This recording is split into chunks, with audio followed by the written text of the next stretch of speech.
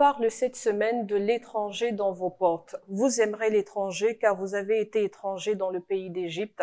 Deutéronome chapitre 10, verset 9. Nous avons parlé la semaine dernière du premier commandement. Nous parlons aujourd'hui du second. Tu aimeras ton prochain comme toi-même et nous verrons que ces deux commandements sont étroitement liés.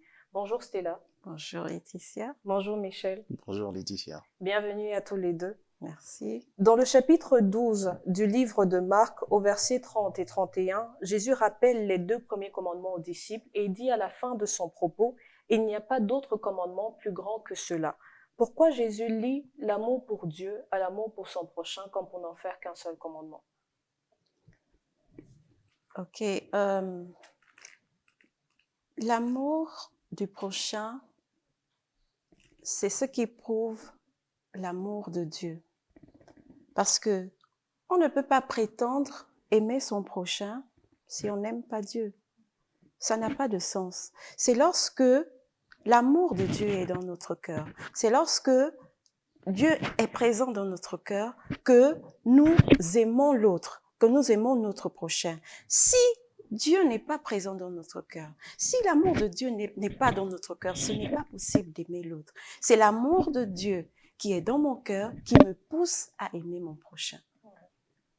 Oui, peut-être à la suite de Stella, compléter en disant que lorsqu'on suit ce commandement qui est donné par Dieu, on est tenté de penser que Jésus-Christ veut clairement signifier qu'il n'y a pas de relation entre l'humain et Dieu qui ne conduise pas à une relation entre les humains. En d'autres mots, je pense que Dieu voudrait que nous puissions certainement comprendre que la foi authentique est celle qui rapproche de Dieu tout en nous rapprochant les uns des autres. Et donc, tout christianisme ou bien toute religion, toute foi qui m'amène à exalter Dieu sans au même moment me rapprocher de mon prochain, est soit de la présomption, soit juste une falsification de la foi. D'ailleurs, à ce propos, si je regarde un peu le texte biblique dans le livre de 1 Jean chapitre 4, le verset 20, l'apôtre Jean va très loin pour pouvoir clairement dire que comment est-ce que nous pouvons prétendre aimer Dieu que nous ne voyons pas, alors que nous sommes même incapables d'aimer notre prochain que nous voyons. En d'autres mots, il n'existe pas d'amour véritable dans la foi chrétienne qui dissocie la relation avec Dieu de la relation entre nous avec les humains. Donc, les deux doivent aller de pair parce que Dieu nous a créés et il nous a créés parce qu'il nous aime. Les êtres qu'il a créés, il les aime et il s'attend à ce que cet amour soit réciproque. Réciproque en ce sens que nous l'aimons en retour, mais réciproque aussi en ce sens que nous aimons notre semblable en retour. Donc, je crois que pour moi, c'est tellement cohérent que Jésus-Christ puisse lier le fait d'aimer Dieu avec aussi le fait d'aimer notre prochain. Dans les deux interventions, j'entends que justement l'amour pour notre prochain, c'est l'expression de notre amour à Dieu, que l'on aime, c'est vrai parce qu'il est Dieu, mais également qu'on aime notre prochain que l'on voit, qui témoigne également de l'amour que l'on a pour Dieu. Oui, exactement. Je crois que c'est ça le sens que j'ai de cette intervention de Jésus-Christ, en se disant, je pense qu'on serait même tenté de dire, montre-nous l'amour que tu as pour Dieu au travers de l'amour que tu as pour ton prochain. Parce que si déjà pour ton prochain, tu n'as pas d'égard, tu n'as pas de respect, tu n'as pas de considération, c'est pas envers Dieu que tu vas l'avoir. C'est-à-dire qu'envers Dieu, c'est juste une vue de l'esprit. Et donc, fondamentalement, parce que nous ne voyons pas Dieu, Jésus n'a-t-il pas dit d'ailleurs, je crois, dans le livre de Matthieu, parlant de nos rapports avec les enfants, que toutes les fois que nous avons fait du bien à un enfant, c'est à lui que nous l'avons fait.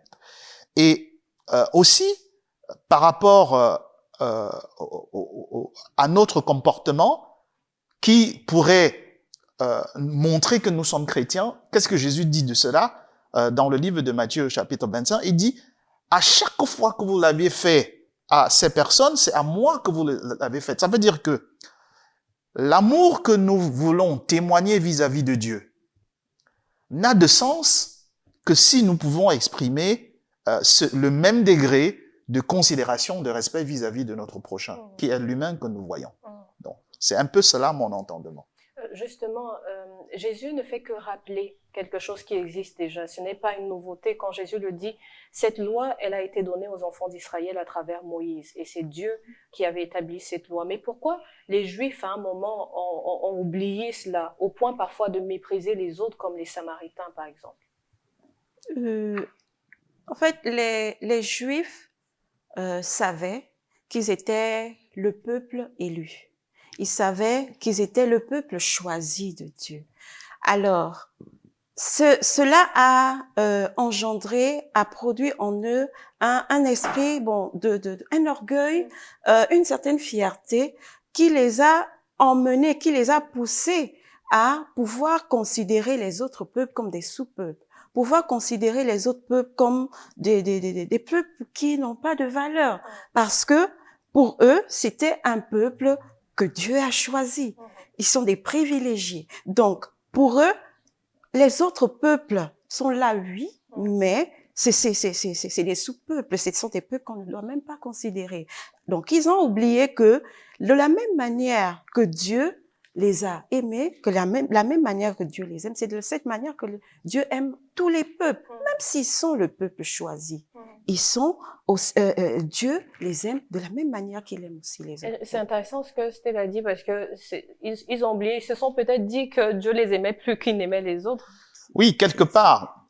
Je pense qu'on peut rapidement comprendre ce qui s'est passé dans la tête des Juifs bibliques, hein, parce qu'il faut bien qu'on dise que c'est des Juifs de l'époque biblique.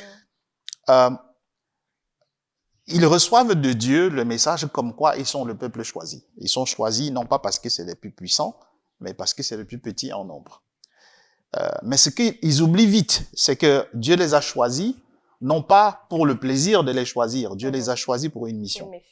Alors, quand ils quittent l'Égypte et qu'ils rentrent à Jérusalem, ils héritent du territoire que Dieu leur a donné. Pour eux, enfin, nous avons le territoire qui nous a été promis depuis, et donc nous sommes maintenant sur une terre que nous pouvons désormais dire, il est à nous, elle est à nous. Mais au lieu de travailler pour la mission que d'ailleurs Moïse sur le chemin, pendant le dernier message, s'est exercé à pouvoir les rappeler, qu'est-ce qu'ils font? Ils travaillent à bâtir leur identité. Ils travaillent à, comment je vais dire, à se protéger contre les autres nations. C'est-à-dire que tout l'exercice qu'ils ont eu à faire, c'est comment est-ce qu'ils peuvent mieux se regrouper pour constituer un groupe qui se distingue des autres nations. Alors, il y a pas de mauvais dans le fait de se distinguer dans des autres nations parce que c'est le peuple élu, ils ont reçu la loi de Dieu.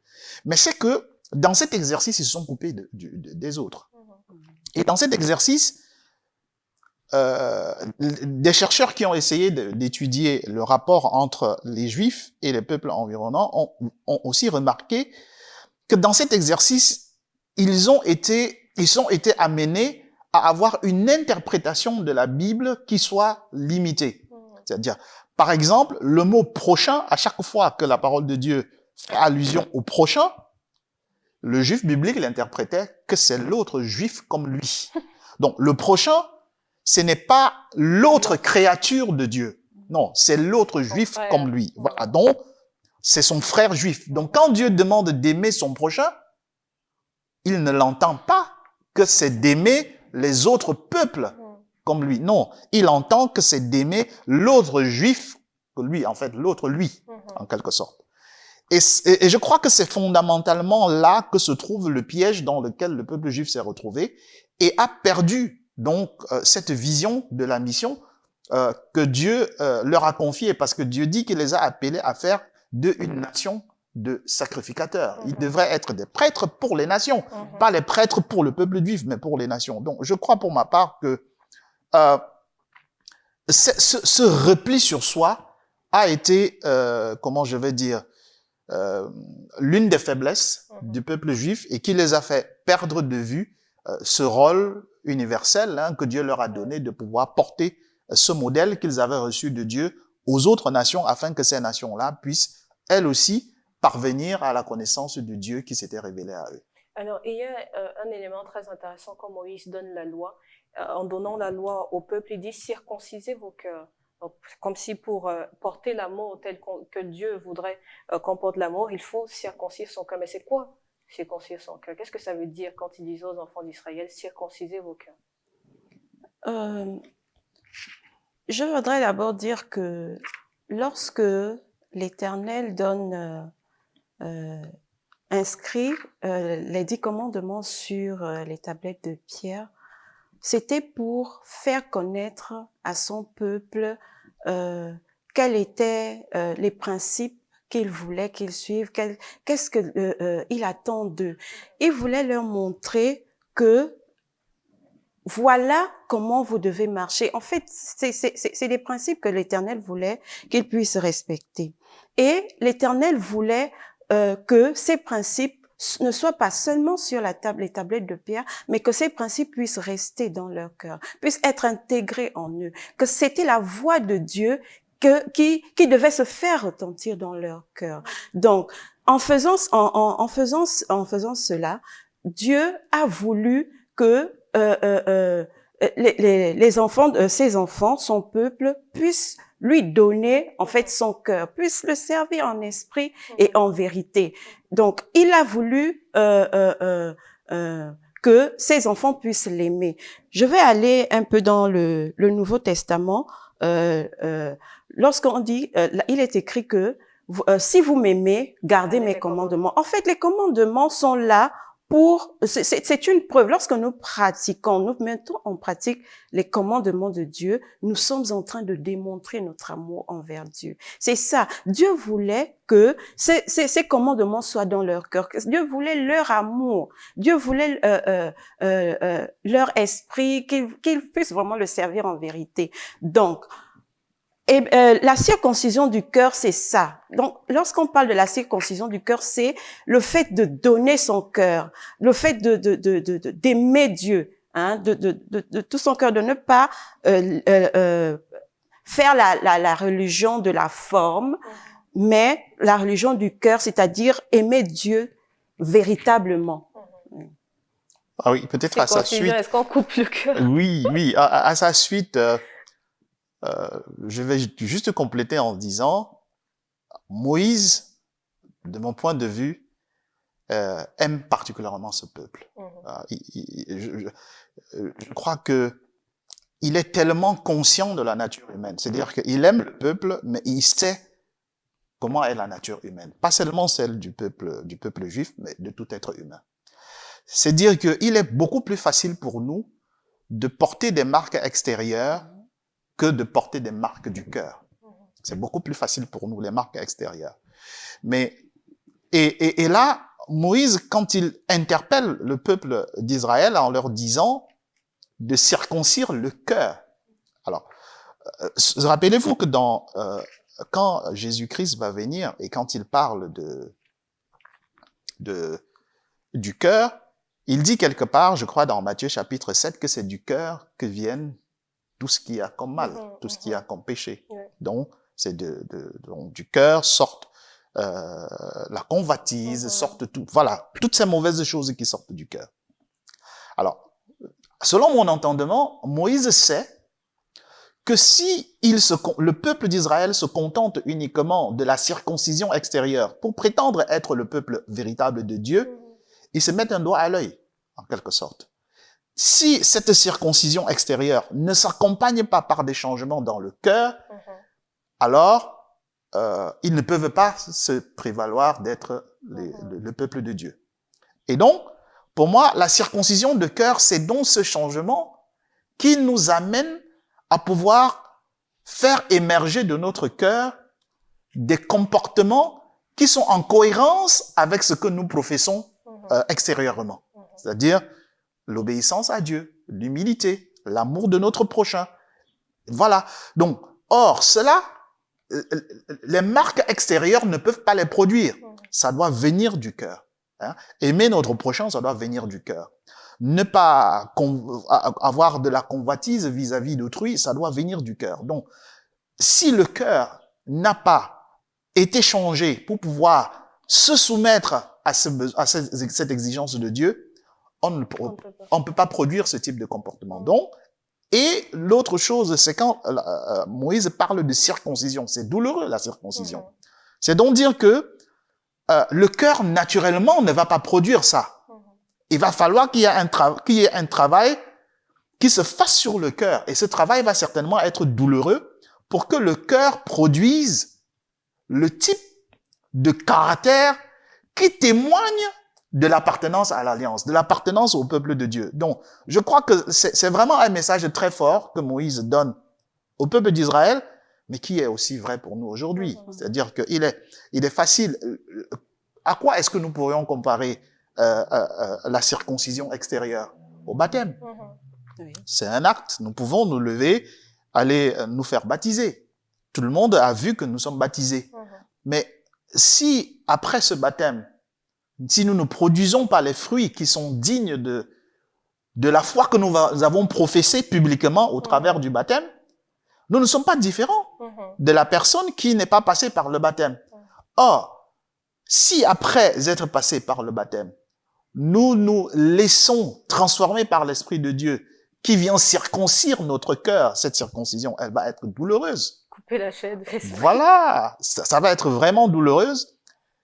Alors, si elle se produit, cette circoncision, il va s'en suivre une cohérence entre notre être, notre manière d'être public comme privé, et la foi que nous avons professée publiquement. Et c'est là où il y a toute la beauté du christianisme.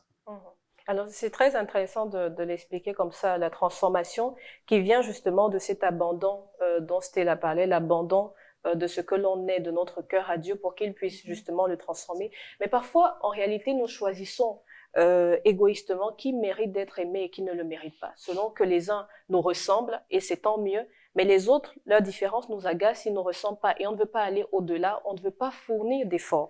Mais pourtant, Dieu dit au peuple, souvenez-vous que vous avez été étrangers dans le pays d'Égypte, et pour ça, aimez l'étranger. Parce que Dieu suppose que Israël a été bien traité au début, quand Joseph était là, très maltraité après, mais Israël connaît les sentiments qu'un étranger peut ressentir.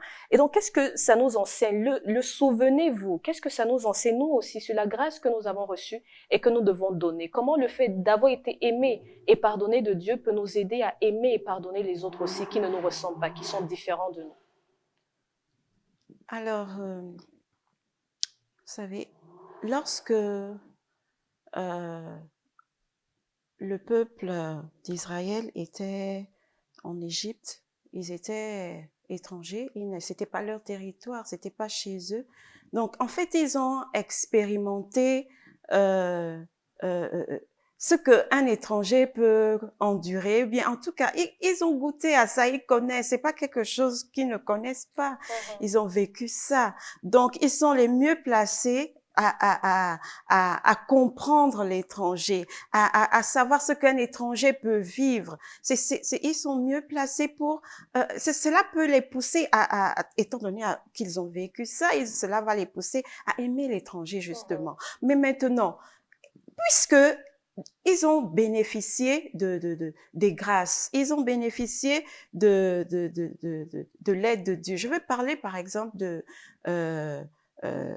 de l'amour de Jésus-Christ par rapport à nous. Jésus-Christ nous a aimés, il a donné sa vie par amour pour nous. Jésus-Christ n'a pas fait de différence pour dire que bon, ça c'est le peuple, je vais me sacrifier, je vais aimer seulement ce peuple et ne pas aimer un autre peuple. Non, il a choisi d'aimer tout le monde.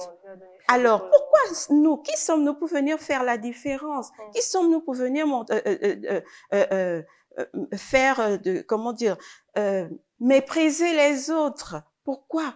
Nous savons, lorsque nous reconnaissons que nous n'avons pas mérité l'amour de Jésus-Christ, lorsque nous savons que Jésus-Christ nous a aimés alors que nous ne méritons pas cet amour, cela va nous pousser à aimer notre prochain parce que nous savons qui nous étions ou bien qui nous sommes. Nous savons que Jésus-Christ nous a certainement enlevés de quelque part. Nous étions dans le noir. Il nous a mis dans la lumière. Nous étions perdus. Il nous a permis de nous retrouver. En fait, lorsque nous voyons les privilèges et tout ce que nous avons bénéficié de Jésus-Christ gratuitement sans que nous ne méritons cela, quand même, il sera humble de pouvoir aussi donner, vraiment, offrir ça à l'autre.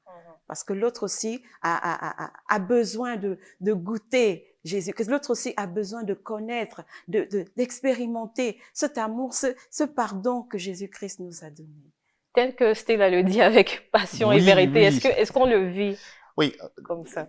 Je serais moins optimiste par rapport à ce qu'elle dit. Je crois qu'elle décrit un idéal. Et je pense que de mon point de vue, quand on regarde la nature humaine, essentiellement égocentrique, on peut bien comprendre le pourquoi de ce commandement. Si, de manière systématique, le fait d'être bénéficiaire d'un privilège nous amenait à pouvoir partager ce bénéfice aux autres, il n'y aurait pas besoin de faire ce rappel dans la parole de Dieu. Mais c'est que, en tant qu'humains, nous sommes généralement tentés à ce que lorsque nous bénéficions d'un privilège, à garder ça pour nous-mêmes. Même lorsque le fait de partager de privilèges avec autrui n'enlève en rien le fait que nous puissions en jouir, ça ne nous empêche pas de demeurer égoïstes ou bien égocentriques par rapport à ça. Donc, il y a d'abord ce problème dans le comportement humain, d'où la nécessité de circoncire le cœur. C'est-à-dire que il n'y a qu'un cœur qui a été circoncis qui peut naturellement être porté à ce que lorsqu'il reçoit une grâce de Dieu, trouve en lui la nécessité de le partager avec l'autre. Quand l'apôtre Paul disait que le fait de prêcher l'évangile, que la nécessité lui en est imposée, c'est parce que son cœur a été circoncis. Un cœur naturel ne le fait pas. Un cœur naturel, s'il a reçu, il se contente de ça et c'est tout. Si toi, tu veux aussi, alors tu n'as qu'à faire les mêmes efforts que moi, pourquoi je dois perdre mon temps et vouloir te l'expliquer? Non, c'est un cœur qui a été circoncis, qui donne les prédispositions à vouloir en partager aux autres. Donc, il y a ça. La deuxième chose, quand j'ai dit que tout naturellement, lorsque nous sommes bénéficiaires d'un privilège, systématiquement, nous ne le partageons pas. On le voit avec cette parabole qui a été donnée dans le livre de Matthieu, je pense que c'est le chapitre 18, où un esclave qui est en prison parce qu'il devait près de 10 000 talents au roi, lorsque le roi fait appel à lui, il se met à genoux, commence à supplier le roi, et le roi lui remet sa dette sans aucune autre exigence. Mais aussitôt libéré de sa dette, il arrive et il trouve un autre esclave qui lui doit 100 deniers. C'est-à-dire que en notre franc, ce serait environ 35 000 francs. Alors que lui, il devait des milliards au roi, qui lui a remis 100. Alors, il voit un autre esclave qui lui doit 100 deniers, nous dit la Bible. Et qu'est-ce qu'il fait? Il dit, rends-moi. Et il se met à l'étrangler et il le met en prison. Jusqu'à ce que l'esclave lui rende les 100 deniers. Quand les autres remarquent ça, ils sont touchés et ils font savoir au roi. Alors, la réponse du roi, d'ailleurs dans le livre je crois c'est de Matthieu, chapitre 18, verset 33, lorsqu'il dit que n'aurais-tu pas dû aussi avoir pitié de celui qui est esclave avec toi, comme moi aussi j'ai eu pitié de toi. Résume le type d'esprit que Dieu voudrait que nous puissions avoir du fait d'avoir bénéficié de la part de Dieu de pardon. Dieu a eu pitié de nous. Nous devrons aussi manifester de la même pitié vis-à-vis des autres. Mais cela ne vient pas naturellement, de mon point de vue. Je crois que cela est le résultat d'un cœur qui a été transformé par Dieu. Et s'il y a un objectif vers lequel nous devons tendre, c'est demander à ce que la circoncision de cœur que Moïse a appelée de tous ses vœux pour le peuple d'Israël, que nous, en tant que chrétiens, que nous puissions expérimenter cette même circoncision. Alors, le mot de la fin, c'était là, Jacques 1, verset 27 nous dit que la religion pure et sans tache devant Dieu, c'est s'occuper des veuves et des orphelins. Parfois, nous nous attachons plus à la religion qu'à Dieu. Qu'est-ce que ce verset peut nous enseigner aujourd'hui sur la manière dont Dieu voudrait que l'on se comporte vis-à-vis même de ceux qui ne partagent pas notre religion? Lorsque je lis ce passage, je comprends que oui, je dois aimer l'autre, je dois aider l'autre, mais sans pourtant tomber dans le compromis avec le péché. Oui, je dois venir en aide à l'autre sans pourtant, tout en restant intègre, sans pourtant aller tomber dans le péché. Lorsque nous aimons Dieu, nous devons aussi aimer les autres. Nous ne devons pas mépriser les autres parce que nous, on a eu la grâce. Dieu nous a aimés, il nous a pardonné. Donc, nous n'avons pas le droit de mépriser les autres. Même quelle que soit la religion, quelle que soit la personne, nous n'avons pas le droit. Lorsque Jésus, Dieu est présent dans notre cœur, ce sera pas possible de pouvoir mépriser les autres. Non, au contraire, c'est cet amour que nous avons dans le cœur, l'amour que Dieu produit, l'amour de Dieu dans notre cœur, c'est ce qui va nous pousser à pouvoir respecter l'autre, quelle que soit sa religion. 2 secondes. Oui, juste dire que dans ce verset, Dieu nous interpelle à ce que lorsqu'il nous demande d'aimer le prochain, cet amour doit se porter particulièrement aux personnes les plus vulnérables de notre société. Et cela, c'est en ça que nous devons démontrer véritablement que nous sommes de vrais enfants de Dieu. Lorsque nous démontrons de l'amour vis-à-vis de ceux qui parfois sont dans l'incapacité de nous rendre le pareil. Cet échange a été tellement riche que je ne pense pas avoir besoin de faire une conclusion. Merci Michel, merci Stella pour Merci. cet échange. Merci d'avoir répondu à cette invitation. On se quitte sur ce clin d'œil, celui de Chris Lay, son regard, sa pensée sur la leçon de cette semaine. Merci de nous avoir suivis et à la semaine prochaine par la grâce de Dieu. Au revoir. L'étranger dans vos portes. À cause de sa grande patience, Dieu pardonne et fait grâce. Son appel est que nous répondions à son amour de manière sincère, que nous témoignions un repentir profond et véritable, et nous nous convertissions. Le vœu de Dieu, c'est que nous l'aimions de tout notre cœur en retour par rapport au pardon et à l'amour qu'il nous a témoigné. Il attend de nous un engagement à l'aimer de tout notre cœur. En faisant de nous son peuple, ses enfants, Dieu veut que nous lui manifestions de l'amour, mais aussi que nous manifestions aux autres de l'amour, à l'étranger, à celui que l'on ne connaît pas, à la personne qui vit dans la difficulté, dans la misère, que nous apportions de l'amour par des actes concrets. Alors, comme il a compassion de nous dans notre misère, traitons les hommes autour de nous avec la même compassion et sans faire d'acception de personne. L'amour que nous avons pour Dieu trouve son accomplissement dans le soin que nous mettons à nous occuper des autres. En fait, il n'y a pas d'amour véritable pour Dieu si nous maltraitons ceux qu'il a placés à notre côté.